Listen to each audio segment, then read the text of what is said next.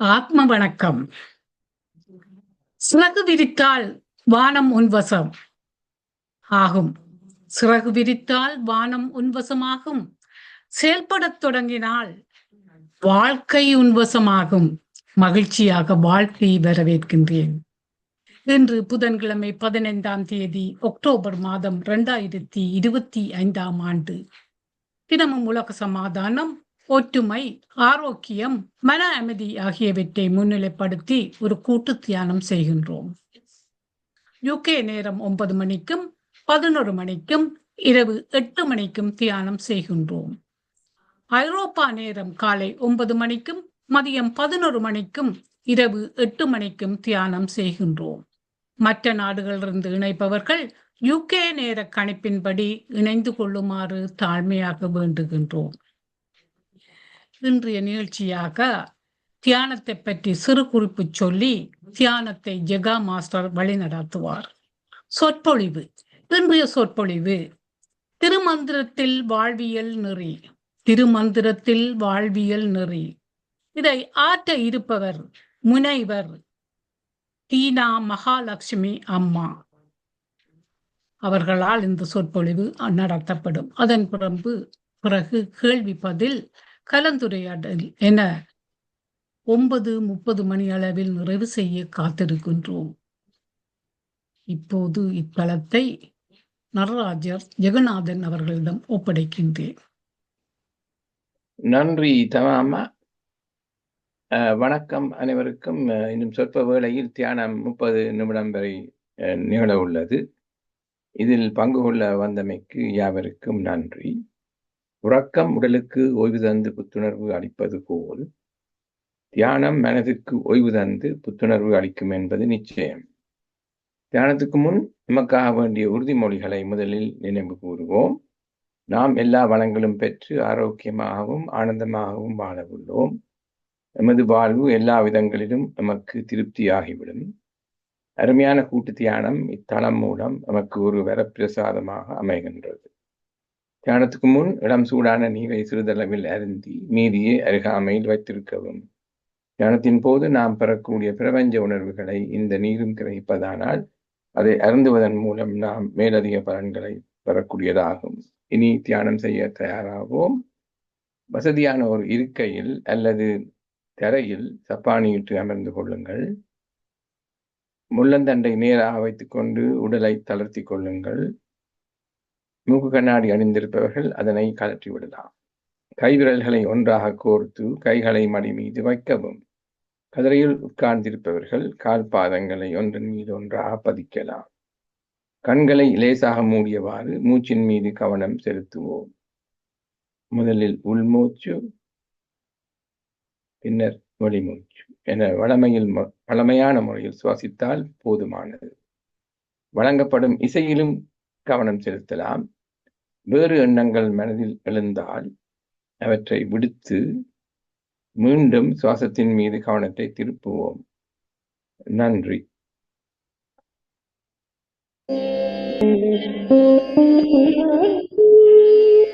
தியானம் முடிவடைய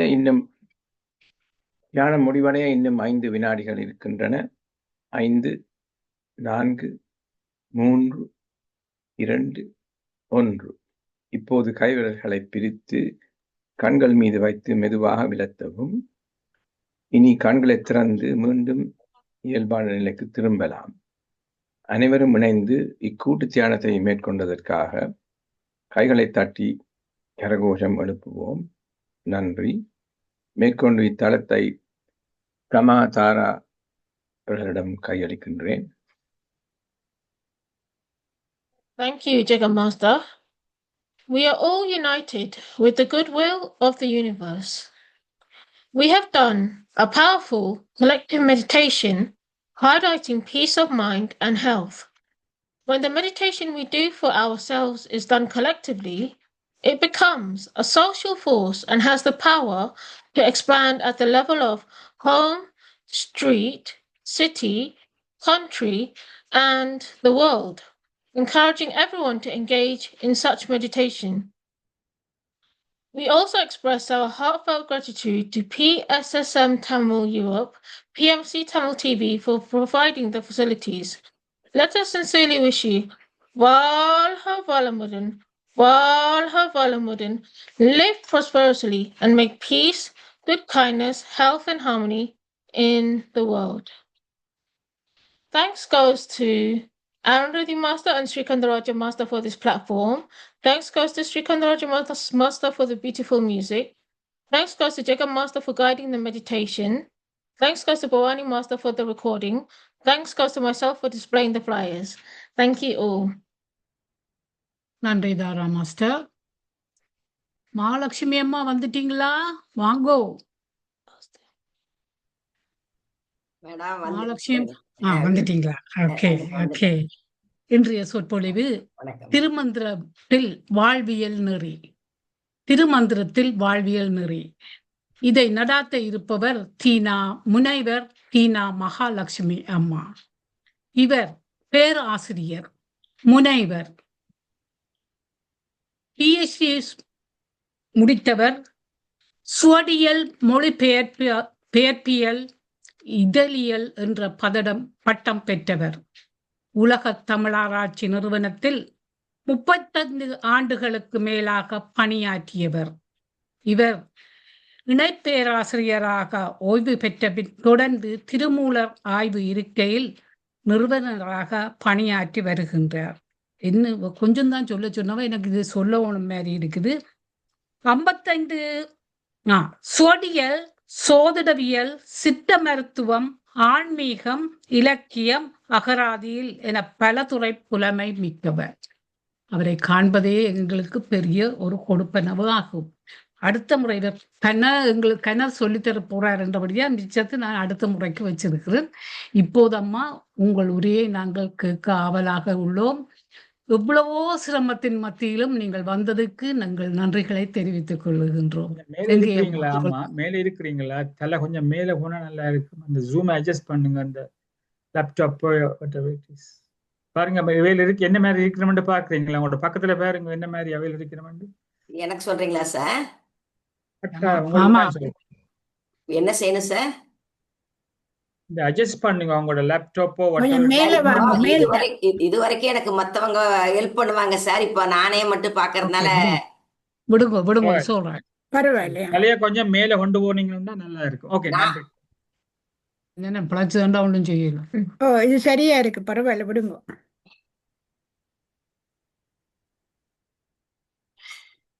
போகாம இருந்தா சரி. ஓகே, சொல்லுங்க. கிட்டவா இருந்தா சரி. கொஞ்சம் நான் கிட்ட வேணா வரட்டுங்களா? ஓகே, வடிவா இருக்கு. நீங்க சொல்லுங்க, தொடங்கலாம். PSSM தமிழ் யூரோப் தியான அமைப்பின் திரு ஸ்கந்தராஜா, திருமதி அருந்ததி, திருமதி தமயந்தி குடும்பத்தினர் மற்றும் அனைவருக்கும் வணக்கம். தியான குழுவில் இணைந்துள்ள அனைவரையும் வணங்கி மகிழ்கின்றேன். இந்த அமைப்பின் மூலமாக பலமுறை பேசும் வாய்ப்பு ஏற்பட்டதில் பெரிதும் மகிழ்ச்சி அடைகின்றேன். இருப்பினும் இந்த வாய்ப்பை எப்பொழுதுமே இதை ஒரு நல்வாய்ப்பாகவே எடுத்து நான் மகிழ்கின்றேன். ஜெர்மனியிலிருந்து டினோஜன் அவர்கள் இதில் கலந்து கொண்டிருப்பதிலும் நான் மகிழ்ச்சி அடைகின்றேன். இந்த தலைப்பு திருமந்திரத்தில் வாழ்வியல் என்பது உங்களுக்கு எல்லாம் தெரியும். திருமூலர் அருளிய திருமந்திரம் 3000 பாடல்களை உடையது. அது 10ஆம் திருமுறையில் 12 திருமுறைகளில் 10ஆம் திருமுறையாக வைக்கப்பட்டிருப்பதால் அவர் 63 நாயன்மார்கள் ஒருவராக கருதப்படுகின்றார். இருப்பினும் சித்தர் வரிசையில் வைத்து எண்ணப்படுவதால் அவர் ஒரு சித்தராகவும் கருதப்படுகின்றார். வாழ்வியல் என்று சொல்லும் பொழுது அனைத்தும் உங்களுக்கு தெரிந்த செய்தியாக இருந்தாலும் நான் திருமூலருக்கு ஒரு தனிச்சிறப்பாக என்ன சொல்வேன் என்று சொன்னால், அனைத்திற்குமே அவர் ஒரு அடிப்படை நூலாக, ஆதார நூலாக அது இருப்பதால் நாம் தெரிந்து கொண்டுள்ள வாழ்வியலை அவரும் தொடக்கத்திலேயே சொல்லி இருக்கிறார் என்ற அளவிற்கு எடுத்துக்கொண்டால் நல்ல தகவல்களை கேட்டோம் என்று எடுக்க முடியுமே ஒழிய வாழ்வியலில் பெரிய சுவாரஸ்யமாக நாம் எதையும் சொல்லிவிட முடியாது. இருந்தாலும் அவர் வீடு பேரு, ஆன்மா என்பவற்றையெல்லாம் தமிழில் முதலில் கூறியவர். ஆன்மா நம்முடைய பிறப்பின் நோக்கத்தை சொல்லும் போது நான் அடிக்கடி அதை சொல்லுவேன். வாழ்வியல் அனுபவங்களால் பக்குவப்பட்டு இறைவழி நடந்து இறை அருளை பெற்று பேரின்ப வாழ்வு வாழ்ந்து பிறவாமையை பெற வேண்டும். இதுதான் நம்முடைய பிறப்பின் நோக்கம். அப்ப இந்த பிறவாமையை பெறுவதற்கு நாம் என்ன செய்ய வேண்டும் என்று பார்க்கும் பொழுது ஆன்மாவை அறிதல் வேண்டும். நாம் ஆன்மாவை அறிந்து கொள்ளும் போது நாம் பிறப்பிலிருந்து விடுபட முடியும் என்று திருமூலர் சொல்லி இருக்கின்றார். நம்முடைய ஆன்மாவானது ஒளி பொருந்தியது. அதை எதிர்மறை எண்ணங்களாகிய இருளால் சூழப்பட்டு இருப்பதால் அந்த இருளாகிய திரை விலகும் போது ஆன்மா ஒளி பெறும். இந்த ஆன்மா ஒளி பெறுவதைத்தான் ஆன்மாவை அறிதல் என்று திருமூலர் கூறுகின்றார். அதை தன்னை அறிதல் என்றும் கூட கூறுவார். அவர் சொல்லுவார், நீ தேகமல்ல, நீ தேகி. குறிப்பா என்ன சொல்வார்னா, நீ தெய்வம் என்று உணர், பிறரையும் தெய்வமாக நேசி, உனக்கு வாழ்க்கை வசப்படும், வாழ்க்கை மட்டுமல்ல வானமும் வசப்படும் என்று அவர் சொல்லுவார். அப்படியானால் நாம் தன்னை அறியும் போது நமக்குள் உள்ள அனைத்து ஆற்றல்களையும் பெற முடியும் என்பதுதான் அவருடைய கருத்து. ஆற்றல்களை பெற முடியும், இன்ப வாழ்வு வாழ முடியும் என்பதுதான். பொதுவாகவே ஒரு மனிதன் இருக்கான்னு சொன்னா அவருடைய வாழ்வியல் நெறியை வைத்துத்தான் அவரது வெற்றி தோல்வி அமைகின்றது. அப்படி பார்க்கும் பொழுது அங்க திருமூலர் என்ன சொல்றாருன்னா, ஆன்மாவை அறிதல் என்ற ஒன்றின் மூலமாக ஆன்மாவை நாம் சுகப்படுத்தும் போது ஒரு மேம்பட்ட சிறந்த வாழ்க்கை வாழ முடியும் என்ற ஒரு கோட்பாட்டைத்தான் 9 தந்திரங்களிலுமே ஆன்மாவை சுகப்படுத்துதல். ஆன்மா சுகமடைந்து விட்டால் தன்னை அறிவது மட்டுமல்ல இறைவனையும் அடைய முடியும், பிறவாமையையும் பெற முடியும் என்பதுதான். அந்த ஆன்மாவை சுகப்படுத்துதல் என்பதை 9 தந்திரங்களில் சொல்லி இருந்தாலும் அந்த தகவல்களுக்கு எல்லாம் வாழ்வியல் நெறி அடிப்படையாக இருப்பதையும் நாம் அறிய முடியும்.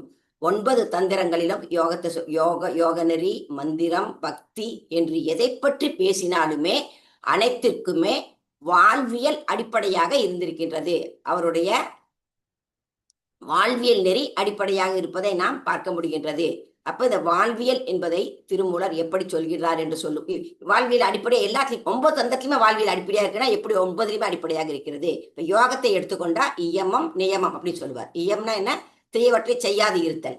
நியமம் நல்லவற்றை மட்டுமே செய்தல். அதுவும் ஒரு ஒழுங்கு கட்டுப்பாட்டு. அது ஒரு 4வது தந்திரத்துல மந்திரம் என்ற பகுதியில் முழுக்க மந்திரங்களை பற்றி பேசி இருப்பது அதுவும் வாழ்வியல் நெறியின் அடிப்படையாகவே இருக்கும்.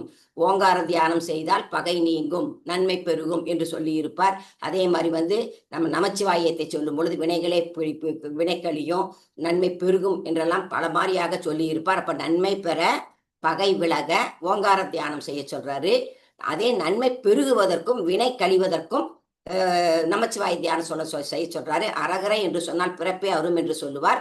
இப்படி பலவிதமான தகவல்களை வாழ்வியல் நெறி என்ற பெயரில் 9 தந்திரங்களில் அவர் கூறி இருந்தாலும் கூட முதல் தந்திரத்தில் 23 அதிகாரங்களில், மொத்தமே 24 அதிகாரம் தான். அந்த 23 அதிகாரங்களில் அவர் வாழ்வியல் நெறியை நேரடியாகவே பேசியிருப்பார். அது மொத்தம் 24 முதல் அதிகாரம் முதல் ஒரு 30 பாடல்கள் உபதேசம் பற்றி சொல்லியிருப்பார். அந்த உபதேசத்தை, அந்த முதல் தந்திரத்தில் உள்ள 30 பாடல்களான அந்த உபதேசத்தை நாம் படித்தால், திருமந்திரத்தை முழுமையாக படித்தால் என்ன பயன் கிடைக்குமோ அந்த பயன் கிடைக்கும் என்பதால் முதல் தந்திரத்தில் முதலில் அந்த 30 பாடல்கள் உள்ள உபதேசம் வைக்கப்பட்டிருக்கும். அதன் பின் உள்ள 23 அதிகாரங்களை நாம் இப்பொழுது இங்கு பேச முடியாது என்பதால் அவர் வாழ்வியல் நெறியாக என்ன தலைப்புகளில் பேசி இருக்கின்றார் என்பதை தெரிந்து கொள்வதற்காக அந்த தலைப்புகளை கூட சொல்லி காட்டுறோம். நம்ம ஒரு சில தகவல்கள் தான் பரிமாறிக்க போறோம். அப்படி சொல்லும் போது அவர் சொல்லுவாரு, யாக்கை நிலையாமை, அதாவது நம்முடைய உடலை சொல்லுவார் யாக்கைன்னு. யாக்கை நிலையாமை, செல்வம் நிலையாமை, இளமை நிலையாமை, உயிர் நிலையாமை, கொல்லாமை, புலால் மறுத்தல், பிறன்மனை நயவாமை, மகளிர் இழிவு, அக்கினிக்காரியம், அந்தனர் ஒழுக்கம், ராசதோடம், வான் சிறப்பு, தான சிறப்பு, அறம் செய்வான் திறன், அரண் செய்யான் திறம், அன்புடைமை, அன்பு செய்வாரை அறியும் சிவன், அன்பு செய்வாரை அறியும் சிவன். இப்ப என்னது பெருசு பண்றதுக்கு ஏதாவது செய்யட்டுங்களாங்க? சரி இருக்கட்டும். அன்பு செய்வாரை அறியும் சிவன், கல்வி, கேள்வி, கல்லாமை, நடுவுநிலைமை, கல்லுண்ணாமைன்னு சொல்லி 23 அதிகாரங்களை சொல்லியிருப்பார். இப்ப நான் சில தகவல்களை சொல்லாட்டு கூட உங்களுக்கு தலைப்பே புரிய வைக்கும். கொல்லாமை, புலால் மறுத்தல், கல்வி, கேள்வி, கல்லாமை, நடுவு நிலைமை, அந்த தலைப்புகளை கல்லுண்ணாமை தலைப்புகளே அவர் என்ன மாதிரி தகவல்களை பேசி இருக்கின்றார் என்பது நமக்கு தெரியுது. இப்ப நான் சொல்லக்கூடிய கூட மிக சிறிய செய்திகளே ஒழிய எதை எடுத்தாலுமே பல அற்புதமான விரிவான விளக்கங்களோடு நடைமுறை உண்மைகளை மிக அழகா சொல்லி இருப்பாரு. உதாரணம் இப்படி அவர் 23 அதிகாரங்களை சொல்லி இருந்தாலும் முதல்ல என்ன சொல்லுவார்னா, அந்த 23 அதிகாரத்துல நிலையாமையை தான் முதல்ல சொல்லியிருப்பார். நிலையாமை அவர் ஏன் முதலில் வைக்கப்பட்டிருக்கிறது அப்படி நம்ம யோசிச்சு பார்த்தோம்னு சொன்னா, நாம நிலையாமையை நமக்கு நிலையாமை நம்ம உடல் நம்ம நிலையாமை பற்றி நல்லா தெரிஞ்சு வச்சிருக்கோம். ஆனாலும் அதை நாம் பொருட்படுத்துவது கிடையாது. அதை நாம் பொருட்படுத்த வேண்டும். நம் மனதில் அந்த பதிவு எப்பொழுதும் இருக்க வேண்டும் என்பதற்காக அவர் நிலையாமையை முதல்ல சொல்லுவாரு. நிலையாமை நம்ம கருத்துல வச்சுக்கிட்டோம்னு சொன்னா நம்ம ஒழுக்க நெறியை பின்பற்றுவோம், அறநெறியை பின்பற்றுவோம் என்பதற்காக. ஏனென்றால் ஒழுக்கத்தை சொல்லும் போது திருமூலர் திருவள்ளுவர் உயிரை விட மேலானது சொல்லுவாரு. திருமூலர் சொல்லும் போது ஒழுக்கம் இருந்தா நம்ம எண்ணெய் காலம் வாழலாம் அப்படின்னு சொல்லியிருப்பாரு. இன்னும் திருமூலர் என்ன சொல்லுவார்னா, ஒரு பொய் பொருளுக்காக ஒழுக்கம் இல்லாத ஒரு அவல வாழ்க்கை வாழாதீர்கள். ஒருத்தன பொருள் இருக்குங்கிறதுக்காக அவனை இந்திர சந்திரன் எல்லாம் புகழாதீங்க. வாழ்க்கையின் உண்மை நிலையை புரிந்து கொண்டு பொருளுடைய வாழ்க்கைய வாழ பழகிக்குங்க. உங்களுடைய வாழ்க்கை என்பது அர்த்தம் உள்ளதாக இருக்க வேண்டும். ஒரு போலித்தனமான ஒழுக்கமில்லாத வாழ்க்கை இருக்கக்கூடாது என்பதை ஒரு ஆணித்தரமா சொல்லி இருப்பாரு. இந்த ஒரு புரிதல் நமக்கு இருக்கணும். இந்த ஒரு ஒழுக்க நெறியோடு அற உணர்வோடு நம்ம செயல்படணும் அப்படிங்கிறதுக்காக தான் நிலையாமையை அவர் முதல்ல சொல்லுவாரு. நிலையாமையை சொல்லும் போது பல அற்புதமான தகவல்களை சொல்லுவாரு. அது அத்தனை சொல்லக்கூடிய நோக்கம் என்னன்னா, நம்முடைய உடலாக இருக்கட்டும், செல்வமாக இருக்கட்டும், இளமையாக இருக்கட்டும், உயிராக இருக்கட்டும், எதுவுமே நிலையற்றது. அனைத்துமே ஒரு நொடியில் மாறும் அல்லது மறையும். நொடியில மாறலாம், லேட்டா மாறலாம். மொத்தத்தில் அது மாறக்கூடியது, இல்லைன்னா மறையக்கூடியது. இப்ப மாறும் அப்படின்னு சொன்னா, நம்முடைய இளமையா இருக்கிறோம், நம்ம வயதாய் போனதுக்கு அப்புறம் அதுல ஒரு மாற்றம் வருகின்றது. மாற்றம் மறையும் சொன்னா உடலை விட்டு உயிரை நீங்கிருது, அது மாற்றம். அப்படி நம்முடைய நிலையாமை தகவல்கள் முழுமையுமே மாறும், மாற்றம், மறையும், மாறும், அதான் மாற்றம் அடையும், மறையும் என்று 2 கருத்துக்கள்ல உள்ள வச்சு இதை நாம் புரிந்து கொண்டால் நம்முடைய வாழ்க்கையை நம்ம சிறப்பா அமைச்சுக்க முடியுங்கிறதா ஒரு பெரிய வாழ்வியல் நெறியா சொல்லி இருப்பாரு. ஒரு பாட்டுல சொல்லும்போது சொல்லுவாரு, அடப்பண்ணி வைத்தார் அடிசிலை உண்டார் இடப்பக்க மடக்கொடியாரோடும் மந்தனம் கொண்டார் இடப்பக்கமே இடை நொந்தது என்றார் கிடக்கப்படுத்தார் கிடந்து ஒளிந்தாரே. ஒருத்தர் வராரு, வீட்டுக்கு வராரு. வீட்டுக்கு வந்ததும் மனைவிட்டு சொல்றாரு, சாப்பாடு செய்யுமாங்கிறாரு. சாப்பாடு சாப்பிட்றாரு. மனைவியோட பேசிட்டு இருக்கிறாரு. உடனே என்ன சொல்றாரு, எனக்கு வலிக்குது அப்படின்னு சொல்லி அப்படியே கீழே படுக்கிறாரு. அப்படியே அவருடைய உயிர் பிரிஞ்சிருது. அங்க என்ன சொல்ல வர்றாருன்னா, இடப்பக்கமே இடை நொந்தது என்றாருன்னு சொல்றாரு. அப்ப அவர் உட்கார்ந்தவர் இடப்பக்கம் சாயிறாரு, கீழே இறந்துட்டார், கீழே சாயிறாரு, இறந்துடுறாருங்கிறது தகவல். அப்ப கீழே சாயிறாரு, நல்லா பேசிட்டு இருந்தாரு, கீழே சாஞ்சாரு, இறந்துட்டாருன்னு சொன்னா ஒரு நொடியில் உயிர் பிரியும் அப்படிங்கறத அந்த இடத்துல அவர் உணர்த்துறாரு. நாம என்ன உணர்ந்துக்கிறோம்னா, ஒரு நொடியில் உயிர் பிரிவது மட்டுமல்ல, திருமூலருக்கு அந்த காலத்திலேயே இடப்பக்கமே இடை நொந்தது, சும்மா கீழப்படுத்தாருன்னு சொல்லல, இடைப்பக்கமே இடை நொந்ததுன்னு சொன்னதுனால அவர் நம்முடைய இதயம் இருப்பது பற்றியும், அது இதய நோய், ஹார்ட் அட்டாக் என்பது இன்னைக்கெல்லாம் வந்தா உடனே டாக்டர்கிட்ட கூட்டிட்டு போயிடுறோம், நம்ம அதை சரி செஞ்சிடறோம். ஆனா அன்றைய நாள்ல போதிய வசதிகள் இல்லாம இருந்ததுனால நமக்கு உயிர் போகக்கூடிய வாய்ப்புகள் அதிகம். அதனால நெஞ்சு வலி பத்தி, ஹார்ட் அட்டாக் பத்தி அவர் அந்த காலத்திலேயே சொல்லியிருக்காரு அப்படிங்கிறத நொடியில் உயிர் பிரியும் என்ற இந்த பாடல் மூலமா நாம புரிஞ்சுக்க முடியுது. இந்த நம்முடைய உடலில் இருந்து உடல் அழிந்தால் உயிரும் அழிஞ்சிரும். இதை நம்ம எல்லாருக்குமே தெரிஞ்ச உண்மைதான். நம்ம உடலை வளர்த்தேன் உயிர் வளர்த்தேன்னு சொல்லி திருமணரை கூட சொல்லுவாரு. அப்ப உடல் அழிந்தால் உயிரும் வெளியேறிவிடும் அப்படிங்கிறத சொல்லும் போதே ஒரு அழகான உடல் தத்துவத்தோடு கூடிய ஒரு பாட்டோடு சொல்லுவாரு. 30 30 30 60 செப்ப மதிலுடை கோயிலுள் வாழ்பவர் செப்ப மதிலுடை கோயில் சிதைந்த பின் ஒப்ப அனைவரும் ஓட்டெடுத்தார்களே. அப்ப 30 30 36 போது 96 தத்துவங்களை அவர் சொல்றாரு. நம்முடைய உடல் தத்துவம் 96 என்பதை மிக அழகா அந்த பாட்டுல அவர் சொல்லியிருப்பாரு. இந்த நம்முடைய அழகான கட்டுக்கோப்பான உடல் அழிஞ்சிருச்சுன்னு சொன்னா அதுக்குள்ள இருக்கக்கூடிய 96 தத்துவங்களும் வெளியேறிவிடும் என்ற உண்மை அதுல சொல்லியிருப்பாரு. நம்முடைய நிலையாமையை பற்றி சொல்லும் போது பல பாடல்கள்ல வந்து நம்முடைய உடம்புகள்ல வந்து இருக்கக்கூடிய எலும்புகளின் எண்ணிக்கை எல்லாமே கணக்கிட்டு சொல்லியிருப்பார். உதாரணமா சொல்லும்போது நம்முடைய எலும்பை சொல்லும்போது எலும்புகளை வந்து பொருத்தப்பட்ட எலும்புகள் 30 அப்படின்னு சொல்லுவாரு. அதை வந்து வரிசையா இருக்கக்கூடிய எலும்பு 15ன்னு சொல்லுவாரு. மேல இருக்கிறது 9 அப்படி பல பல விஷயங்களை சொல்லும்போது எண்ணிக்கையோட சொல்லுவாரு. 18 மேல பொருத்தப்பட்டது 9 அந்த அளவுக்கு அவருடைய ஒரு நிலையாமையை சொல்றாரு. அங்கேயும் ஒரு உடல் தத்துவத்தை பல பாடல்கள்ல அதை சிறப்பா பார்க்க முடியும். 96 தத்துவம் 30 15 என்ற எண்ணிக்கையை எல்லாம் அவர் சொல்லி 18 9 என்று சொல்லுவது அவருடைய அந்த ஒரு நுட்பமான அறிவை புலப்படுத்தக்கூடியதாக பல தகவல்களை வந்து அவர் நமக்கு சொல்லி இருப்பாரு. அடுத்து என்ன சொல்வாருன்னா, அந்த இப்ப இதெல்லாம் வந்து உடனே மறையக்கூடிய விஷயமா சொன்ன உயிர் இது மாறக்கூடியது அப்படிங்கிறதுக்கு உதாரணமா என்ன சொல்வாருன்னா, 10 மாதத்துல நம்ம பிறக்கிறோம், 300 நாளில் முட்டை பிறந்ததுன்னு சொல்லுவாரு. 10 மாதத்துல நம்ம பிறக்கிறோம், 12 வயதுல நமக்கு உலக வாசனை பொருந்துது, 70 வயதுக்கு மேல நமக்கு உலக வாசனை நீங்குது. இதை வந்து நம்ம சாதாரண இதெல்லாம் வந்து யோசிச்சு இந்த நிலையாமையெல்லாம் நம்ம யோசிக்கிறது இல்லை, உணர்றது இல்லை. வாழ்ந்தோம், ஏதோ சாதாரணமா வாழ்ந்துட்டு போயிடுறோம் அப்படிங்கிறத இதையெல்லாம் நம்ம சிந்திச்சு பார்க்கணும். இந்த நிலையாமையையும் இந்த மாற்றங்களை எல்லாம் நம்ம உணரணும் அப்படிங்கறத வந்து இந்த பாட்டுல வந்து அவர் சொல்லியிருப்பாரு. அதே மாதிரி என்ன சொல்லுவோம்னா, ஒரு விளக்கு இருக்குன்னா அந்த தீபம் அணைஞ்சு போயிடும், ஆனா விளக்கு மட்டும் அப்படியே இருக்கும். அதே மாதிரி வந்து என்ன சொல்வாருன்னா, நம்முடைய உடல் அப்படியே இருக்கும், ஆனா உயிர் வெளியேறி விடுகிறது. அந்த வெளியேறிய உயிர் கூட வெளியேறிய பின்னால அதோடைய நிலையை பற்றி நாம தெரிஞ்சுக்கிறது கிடையாது அப்படின்லாம் அவர் வந்து சொல்லியிருப்பாரு. அப்ப இதை அவர் சொல்லும்போது என்ன சொல்றாருன்னா, நொடியில உயிர் நீங்குங்கிறாரு, உடல் அழிந்தா நீங்குன்னு சொல்றாரு. அதே மாதிரி வந்து உடல் இருக்கும் போதே உயிர் நீங்கிரும், அந்த உயிர் நீங்கும் போது அதுக்கப்புறம் அதோடைய நிலை என்ன அப்படின்னு தெரியலன்னு சொல்றாரு. அதே மாதிரி இறக்கும் போது ஒருவர் இறக்குறாருன்னு சொன்னா அவருக்கு அது மட்டும் சொல்ல மாட்டாரு, உயிரை வந்து யாராலும் தடுத்து நிறுத்த முடியாது. அவர் மன்னாதி மன்னனாக இருந்தாலும் சரி, வாகனங்கள் ஆயுதங்கள் போன்ற பாதுகாப்புகள் பல அவருக்கு இருந்தாலும் சரி, அந்த அவருக்கு மக்களுக்கு வந்து கோடி கோடியாக வழங்கிய கொடை வள்ளலாக இருந்தாலும் சரி, அவருடைய உயிரை கூட யாராலும் தடுத்து மக்கள் எல்லாம் அவற்றை வந்து ரொம்ப அன்பு காட்டி நீங்க திரும்பி வான்னு கூப்பிட்டா கூட வர முடியாத அளவிற்கு அவருடைய உயிர் என்பது யாராலும் தடுத்து நிறுத்த முடியாதபடி பிரிந்து விடத்தான் செய்யும்னு சொல்லிட்டு, உயிர் என்பது வேறுபாடு பார்க்காது, வேண்டியவங்க வேண்டாதவங்கன்னு பார்க்காது, எப்படிப்பட்ட பெரிய மன்னாதி மன்னனாக இருந்தாலும் அவனுடைய உயிரும் ஒரு நாள் நீங்கும், தடுத்து நிறுத்த முடியாது அப்படிங்கறத வந்து மிக அழகா பல பாடல்களை சொல்லியிருப்பாரு. அதே மாதிரி வந்து உயிர் பிரியும் போது மனைவியோ மக்களோ அவர் சம்பாதிச்சு வச்ச பொருளோ அவர் கூட வராது, அவர் செஞ்ச தானமும் தவமும் தான் கூட வருங்கிறத நான் கொஞ்சம் இந்த வாழ்வியல் செய்தவங்களுக்கெல்லாம் தெரிஞ்சிருக்கிறதுனால கொஞ்சம் பாசிட்டா கூட சொல்றேன். பாட்டுகள் எல்லாம் பாசிட்டா சொல்றேன், பாட்டுக்கு போல சுருக்கமா கூட சொல்றேன்.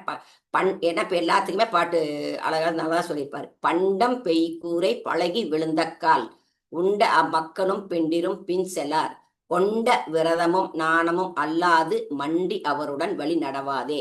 யாருமே கூட வராட்டியும் அவர் கூட என்ன வரும் அப்படின்னு சொன்னா, அவர் செய்த தானமும் தர்மமும் கூட வரும் அப்படிங்கிறத அந்த பாடல் வந்து ரொம்ப அழகா சொல்லி இருப்பாரு. அதே மாதிரி என்னன்னா, எப்படிப்பட்ட அன்புடையவர்களாக இருந்தாலும் சரி, அவரை வந்து நம்ம ரொம்ப உயிருக்கு உயிராக நேசித்த ஒருவராக இருந்தாலும் இறந்த பின் அவரை நாம மறந்துடுறோம் அப்படிங்கிறத ஒரு பாட்டுல சொல்வாரு. ஊரெல்லாம் கூடி ஒலிக்க அழுதிட்டு பேரினை நீக்கி பிணமென்று பேரிட்டு சூறையாம் காட்டிடை கொண்டு போய் சுட்டிட்டு நீரினில் மூழ்கி நினைப்பொழிந்தார்களே. ஒருத்தர் இறந்துட்டா உடனே என்ன பண்றாங்கன்னா, அவருக்கு பேரை எடுத்துடுறாங்க, பிணம்னு பேர் வச்சிடுறாங்க.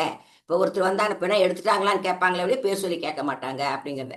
அடுத்து வந்து அவர்களை வந்து சுடுகாட்டுல வந்து எரிச்சிட்டு வந்ததுக்கு அப்புறம் குளிச்சு எல்லாம் முடிச்சாங்கன்னா அதுக்கு பின்னால் அவரை வந்து மறந்துடுறாங்க அப்படிங்கிறத வந்து இறந்த பின் அவரை மறந்துடுவாங்க, நம்ம இறந்தா எதுவுமே கூட வராது. இப்படி பல பல விஷயங்களை வந்து இயல்பு வாழ்க்கையோட வந்து நிலையாமை பற்றி அவர் சொல்லி இருப்பாரு. அதே மாதிரி செல்வத்தை பற்றி சொல்லும்போது சொல்லுவாரு. சும்மா செய்திகளா மட்டும் 2 வார்த்தையெல்லாம் சொல்றேன். இதெல்லாம் வந்து கொஞ்சம் ட்ரையான செய்தியானதுனால நம்ம சுருக்கமாவே சொல்லலாம். இப்ப செல்வத்தை பத்தி சொல்லும்போது அப்படிதான் சொல்வாரு. நிலவு இல்லாத செல்வத்தை சொல்லும்போது என்ன சொல்வாருன்னா, பொதுவாகவே நம்ம பொருட்களை வந்து பயன்படுத்ததான் நம்ம பொருட்களை வைக்கணுமே ஒழிய நம்ம நேசிக்கிறது அல்ல பொருள் அப்படிங்கிறத. மனிதர்களை நேசியுங்கள், பொருட்களை பயன்படுத்துங்கள், அப்பதான் வாழ்க்கை வந்து இனிமையாக இருக்கும். அதை விட்டு பொருட்களை நேசிப்பதும் மனிதர்களை பயன்படுத்துவதும் வாழ்க்கையை துன்பமயமாக்கிடுங்கிற ஒரு நல்ல கருத்தை சொல்லுவாரு. அதே பொருளை பத்தி சொல்லும் போது தான சிறப்புலையும் சொல்லுவாரு. ஒழுக்கம் இல்லாதவங்களுக்கு பொருள் கொடுக்க கூடாது அப்படிங்கிற ஒரு கருத்தையும் அங்க சொல்லியிருப்பாரு. அப்ப இந்த பொருளை பத்தி சொல்லும் போது இந்த நிலவு இல்லாத இருள், நம்முடைய நிழல், அடுத்து வந்து கடல்ல போகக்கூடிய களம், ஓடி வரக்கூடிய ஆறு, இது எல்லாமே வந்து நிலை இல்லாதது. அது எந்த கடல்ல கவிழக்கூடிய கப்பல் களம். அப்ப இது எல்லாமே வந்து என்னன்னா இருக்குது, இல்லாம போகுது அப்படிங்கிற மாதிரி. நம்ம நிலம் நமக்கு பயன்படல, பணம் மட்டும் எப்படி பயன்பெற்றோம்? நிலவு இல்லைன்னு சொன்னா அந்த இருளுக்கு மதிப்பே கிடையாது. அதே மாதிரி பணம் என்பது நாம ஒருத்தருக்கு கொடுத்து உதவும் இன்பம் அது கண்டும் ஈகிலா பேதைகள்னு சொல்லுவாரு. பணம் என்பது வந்து இன்னைக்கு நம்ம கிட்ட இருக்கும், நாளைக்கு அது நம்ம கிட்ட இல்லாம போயிடலாம். அதனால நம்ம பணத்துக்கு வந்து பெரிய முக்கியத்துவம் கொடுக்கக்கூடாது. பணத்தை வந்து நாம் பெற்று இருப்பதே அதை மற்றவங்களுக்கு கொடுக்கும் போது அதுக்கு ஒரு பெரிய மகிழ்ச்சியை அது கொடுக்கக்கூடியது என்றெல்லாம் பணம் செல்வத்தை பற்றி மிக அதிகமா சொல்லியிருப்பாரு. செல்வம் அது கண்டும் ஈகிலா பேதைகள்னு சொல்லுவாரு. செல்வம் இருக்குதுன்னா அது மற்றவங்களுக்கு கொடுத்தா அது ஒரு பெரிய இன்பத்தை கூட கொடுக்கும். அது இப்ப தேனி வந்து தேனை சேகரித்து வைக்குது, என்ன ஆகுறாங்க, வலியவர்கள் வந்து அதை அடிச்சுட்டு போயிடுறாங்க. அதனால செல்வம் எப்பவுமே நம்ம கிட்ட இருக்கும்னு நினைக்காம நாம செல்வம் இருக்கும் காலத்திலேயே இறை வழிபாட்டோடு அறச்செயல்களை செய்யணும். எல்லா இடத்துலையுமே அவர் வந்து இறை வழிபாடு அறச்செயல்களை செய்தல் அப்படிங்கறதான் வாழ்வியல் நெறியா 9 தந்திரங்களையுமே அவர் அடிப்படையா அதை சொல்லி இருப்பாரு. அதே மாதிரி வந்து இளமை பத்தி சொல்லும் போது சூரியன் கிழக்க ஒதிக்குது, மேக்க மறைஞ்சிருது, சின்ன இளங்கன்று அது பாத்தீங்கன்னா வயதான கிழக்கன்று கிளை எருதா மாறிடுது. நாம வந்து பிறக்கும்போது என்ன, அவன் சின்ன பாலகனா குழந்தையா இருக்கிறாரு, வாலிபன் ஆகிறாரு, முதியவன் ஆயிடுறாரு.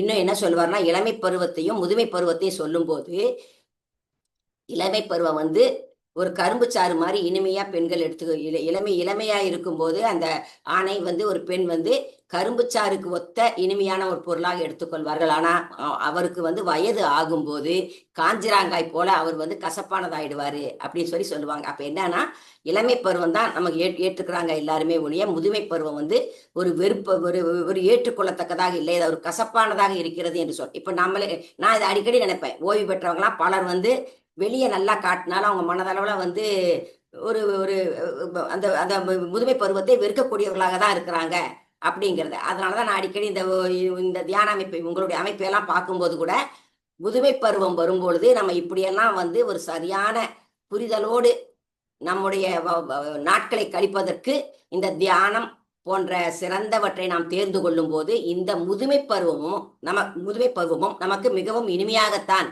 இருக்கும் என்பதை இப்ப நீங்கெல்லாம் கூட உணர்ந்திருப்பீங்க. ஆனா முதுமை பருவம் கசப்பானது என்பதை நானே பலரிடம் பார்த்திருக்கிறேன். பலர் வருத்தப்பட்டு பேசியதையும், பல இறந்து போனவர்கள் நாங்க சின்ன பிள்ளையா இருக்கும் போது வந்து நிறைய பார்த்திருக்கோம். முதுமை பருவம் எப்படி வந்து பலருக்குமே வந்து துன்பம் தருவதாக இருந்திருக்கிறது அப்படிங்கிறத. அதை வந்து ரொம்ப இளமை தான் நல்லா இருக்கும். முதுமை பருவம் வந்து வெறுக்கத்தக்கதுங்கிறது வந்து ரொம்ப நல்லா வந்து திருமூலர் சொல்லி இருப்பாரு. அதே மாதிரி வந்து நம்முடைய முடி இருக்குது, வெள்ளை முடி இருக்குது, அது கருப்பு முடி ஆயிடுது. ஒரு செடி இருக்குது, அதுல வந்து பூ இருக்கும், இலை இருக்கும், எல்லாமே உதிர்ந்து போகுது. இப்படி நம்முடைய வாழ்க்கை என்பது நிலையற்றது.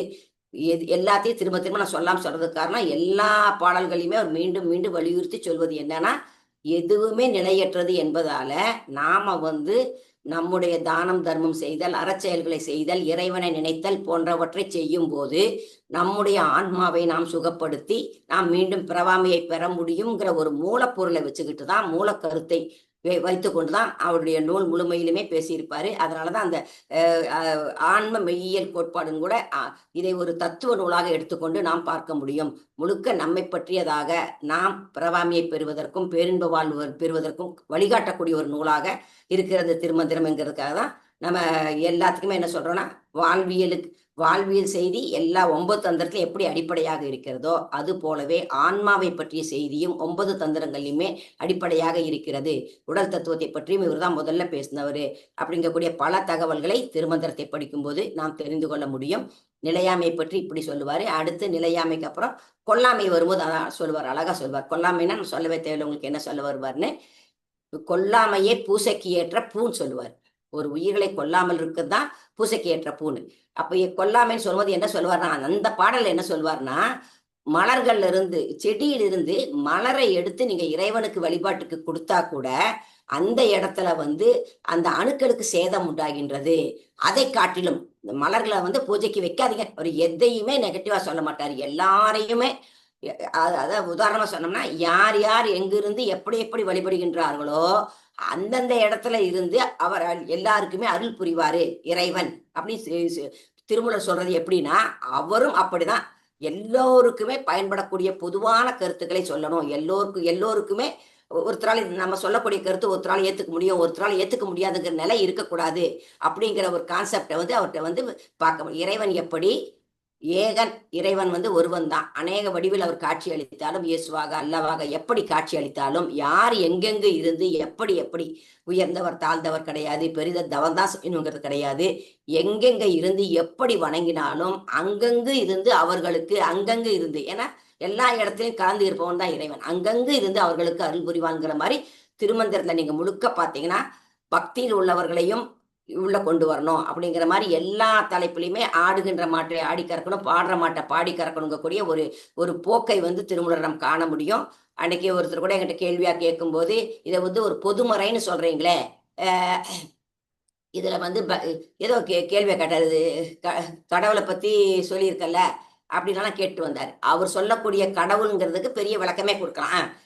அவர் வந்து சிவன் சொல்லி இறைவனை சொல்லும் போது அது எப்படி பொதுமறையாக இருக்கும்? அப்ப கிறிஸ்துவர்கள் ஏற்றுக்கொள்ள முடியாது இல்லைங்களா? அந்த மாதிரி கிறிஸ்துவர்கள் இஸ்லாமர்கள்லாம் வேற.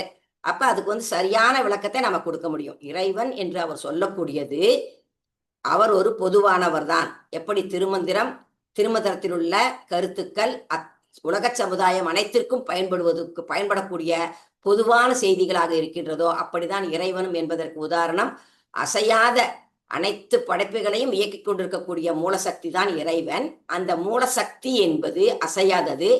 அது அசைந்து சக்தியாகி அனைத்துமே உருவாகி இருப்பதனால் இயற்கை தான் இங்கு கடவுளாக நாம் எடுத்துக்கொள்கிறோம். அந்த இயற்கை கடவுளை நாம் உணர்வதற்காகத்தான் இத்தனை விதமான வழிபாடுகளையும் நாம் பின்பற்றுகிறோம் அப்படிங்கிறத அந்த கேள்விக்கு அவர் கேட்டப்ப சுருக்கமான பதில். இதுக்கு விளக்கமா சொன்னோம்னா தாராளமா இதுக்கு விளக்கமா சொல்ல முடியும். அதனால திருமந்திரத்தை குறிப்பிட்ட ஒரு இடங்களை வைத்து பார்க்கும்போது நாம் ஒரு தனித்த முடிவுக்கு வர முடியும். ஒரு வரி அடிக்கடி சொல்லுவார், புறப்பூசைகள்லாம் எதுக்கு? அப்படி பூஜைகள் செய்முறையை கரெக்டா அவ்வளவு அற்புதமா செய்வார். ஒருத்தர் செய்யறோம்னா அந்த முறைப்படி செய்யணுங்கிற மாதிரி எல்லாமே சரியா சொல்லுவாரு. ஆனா இந்த புறப்பூசைகள்லாம் எதுக்குன்னா நாம் அகத்துக்குள்ள இருக்கக்கூடிய நம்முடைய இறைவனை கண்டுபிடிக்கக்கூடிய புறப்பூசை அனைத்தும் அகப்பூசையாக நாம் மாற்றிக்கொள்வதற்காகத்தான் அப்படின்னு சொல்லக்கூடிய ஒரு நிலையை பார்க்க முடிகின்றது. அப்ப கொல்லாமைன்னு வரும்போது அவர் மலர்களை வைத்து வழிபட வேண்டாம் சொல்ல மாட்டார். அதையும் மலர்களை வைத்து வழிபடக்கூடிய பாடலாம் சொல்லியிருப்பார். இந்த இடத்துல என்ன சொல்றான்னா, மலர்களை வைத்து இறைவனுக்கு வழிபடும்போது கூட அந்த செல்களுக்கு அழிவு ஏற்படுகின்றது. அது தானா உதிர்தல் என்பது அதனுடைய வாழ்நாள் முடிஞ்சு உதிருது. அதோடைய உயிர் இருக்கும் போதே அதை நாம் பறிக்கின்றோம். அப்ப அணுக்களுக்கு அந்த சேதத்தை கூட நம்ம செய்யாம நம்முடைய 2 கண் மலர்களையும் புருவ மத்தியில் இணைத்து நமக்குள் இருக்கக்கூடிய ஆன்மாவை பார்த்தோம் என்று சொன்னால் அதுதான் சிறந்த வழிபாடு அப்படிங்கிறத. அப்ப நம்ம கண் மலர்களை தான் அந்த வெளியிலிருந்து பறிக்கக்கூடிய மலர்களால நம்ம என்ன பயன் அடைய முடியுமோ, இறைவனை அடைவதற்கு நாம் அந்த மலர்களால் மட்டும்தான் இறைவனை அடைய முடியாது. கண் மலர்களை நாம் ஒன்றாய் இணைத்து புருவ மத்தியில் கவனத்தை வைத்து அகத்தில் உள்ள இறைவனை நாம் காண முடியும். இந்த பூஜை அதை காட்டிலும் சிறந்தது அப்படிங்கிற மாதிரி அவர் இந்த கொல்லாமையில சொல்லியிருப்பாரு. அதே மாதிரி வறுமையை சொல்லும் போது, வறுமை ஒருவனுக்கு வந்துட்டு அவனுடைய வாழ்க்கை முழுக்க பயனற்றது ஆகிவிடும் அப்படிங்கிறத வந்து ரொம்ப தெளிவா சொல்லியிருப்பாரு. வாழ்க்கை வந்து பயனற்றதாகிடும் சொல்லும்போது என்ன சொல்வார்னா, புடவை ஒரு பாட்டு கூட சொல்லலாம். புடவை கிழிந்தது போயிற்று வாழ்க்கை அடையப்பட்டார்களும் அன்பில். பாட்டுகளுக்கு கூடுதலா சொன்னா அதுவும் ஒரு நல்லதுங்கிறதுக்காக இந்த பாட்டுலாம் அப்படி இருக்கு தெரிஞ்சுக்கணுங்கிறதுக்காக சொல்றமே ஒழிய ஒரு பாட்டையுமே பொருள் சொன்னா நல்லா சொல்ல முடியும். சும்மா ஒத்தவரில் சொல்றேன். புடவை கிழிந்தது போயிற்று வாழ்க்கை அடையப்பட்டார்களும் அன்பிலரானார் கொடையில்லை கோடில்லை கொண்டாட்டம் இல்லை நடையில்லை நாட்டில் இயங்குகின்றார்களுக்கே. புடவை எப்படி கிழிஞ்சு போச்சுன்னா அது பயன் இல்லாதது ஆகிவிடுமோ, அது போல வறுமை வந்தால் அவனுடைய வாழ்க்கை பயனற்றது ஆகிவிடும். அப்ப அவனுக்கு என்ன அப்படின்னு சொன்னா, அன்பு காட்டிய சொந்த உறவினர்கள் அவங்க கிட்ட இருக்க மாட்டாங்க.